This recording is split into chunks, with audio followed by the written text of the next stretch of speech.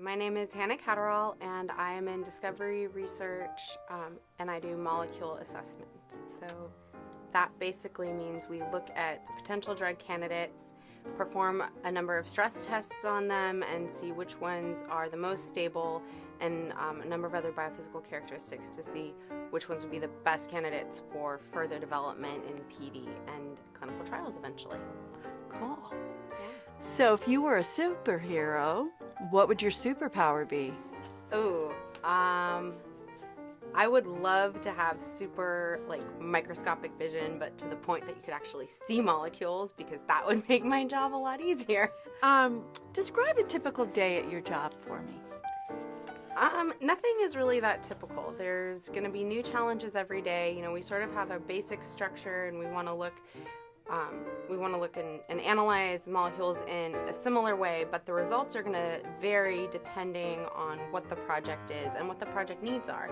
And so some days, you know, I'm coordinating with different project teams and figuring out what assays we want to run on a set, and some days I'm in the lab and prepping samples and running them, and then some days it's report writing to write up the findings, and some days it's kind of scratching my head and, you know, going to the team and saying, hey, we saw something funny. What should we do to follow up to figure out what's going on? And those are actually the best days, because that's when we can really use creativity and think about stuff and try to solve problems. What is the favorite part of your job? Oh, there's a lot of good parts, but I think knowing that what we're working on at the end of the day is going to help patients and potentially save lives, or, you know, if it's like an inflammation thing, make somebody's day-to-day life much better, and just knowing that I'm helping people. So what do you find most rewarding about your job? Knowing that we actually are making a difference to people, and just, seeing friends and family that get sick, and it's just like, oh, I wish there was a better cure for that. Knowing that we're constantly trying to improve and create better outcomes for illnesses. I've had, you know, friends that have passed away from cancer, and it's really sad, and you think like, wow, like, can't there be something? And to be able to actually do something about it is incredibly rewarding. When you were young, what did you dream of being someday? When I was young, I was practicing my Oscars acceptance speech. I wanted to be an actress. What are your most vivid childhood memories of school? I mean, my favorite subjects were science and art. Those are the classes that I liked doing the most. I mean, even dissecting the squids. Remember we did that in 3rd or 4th grade, and we had to pull out the eyeball lens of the squid, and everyone else in the class was too squirmy to do it, and I was digging it out with my fingernails, and other people were like, oh, Hannah, can you get mine out, because you had to tape it on the piece of paper. And I was like, sure, no problem. And yeah, I was just totally into it, and love science. When we did astronomy stuff, space was so cool, and I was thinking, oh wow, I want to study the stars and maybe be an astronaut. And unfortunately, what do you think led most to your desiring to become a scientist? Probably my sister had a pretty big impact on that. She got a degree in biology and worked at a couple startups and then a couple big companies as well. And so I just sort of looked at her and it was oh, well, I never thought I could be a scientist, but here's my sister doing it.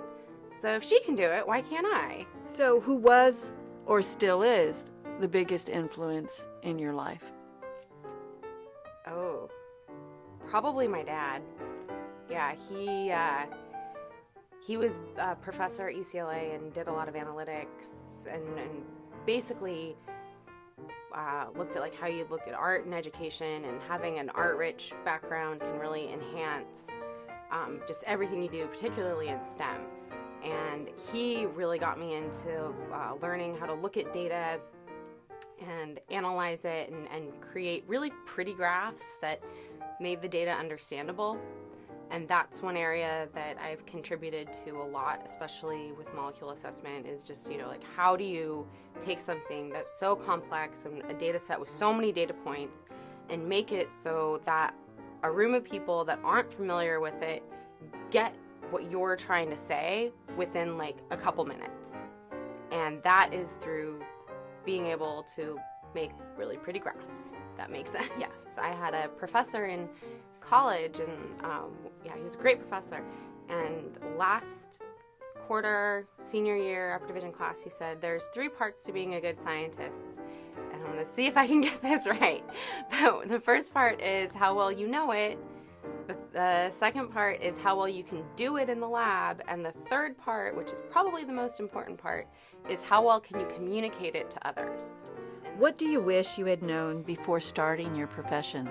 You're always going to face challenges with any profession, and you know, women in technical roles, there's always those challenges there. I think that there's a lot more progression for women in science now than there was even like 10 years ago. And so it's getting much better. I think it's good to learn about the challenges when you're doing something, and don't let the fear of what might happen make you not want to do something. So what advice then would you give students who think they want to enter a STEM profession? Do it. Go for it. You know, just try really as hard as you can, and you'll be amazed what you can accomplish if you just try and show up. Have you personally experienced barriers, either real or perceived, in your STEM career? Probably. I mean, yeah, being a woman, I'm also petite, and so that doesn't always help. Just people underestimating you. I think at least when I was first starting out, I always felt like I had to work 10 times as harder to get the same recognition. It's much, much, much better now, but yeah, especially right out of college, no one believed that, oh, this girl can do science? No way. And, you know, I kind of almost disbelieved it too, but you know, you just keep trying, and you don't let the haters get you down. How important has mentorship been in your career? Mentorship's been incredibly important. I think finding a mentor, especially starting out, is one of the best things that you can do, because a lot of times it's like you learn the science from a mentor, but then you also learn just how to do it effectively in an industry setting or in an academic setting, depending if you're in a PhD program or in industry. And I've been fortunate to have some really great mentors. I now am doing project management activities included with my scientific activities, and that was straight from a mentorship from a supervisor of mine 5 years ago. She sort of saw like, oh, you're very organized, you should learn some project management skills, and that's translated very well, and I feel more confident taking on multiple projects at one time because I have systems ingrained in my head now of how to manage multiple projects. Why is it important to establish and encourage an environment which fills STEM careers with diverse individuals? Well, if everyone was the same, we'd all have the same ideas, and nothing would get done. If you get a room of people working on a problem that come from diverse backgrounds, you're going to get different perspectives on it, and you're probably going to find a better solution and much faster than you would if everyone was the same. And so the more diversity there is, the more different backgrounds, whether it's biology or chemistry, physics, like all of those, everyone has different perspectives on how to solve a problem, and coming together and working together is really the best way to attack those really, really big challenges in science, especially with biotherapeutics.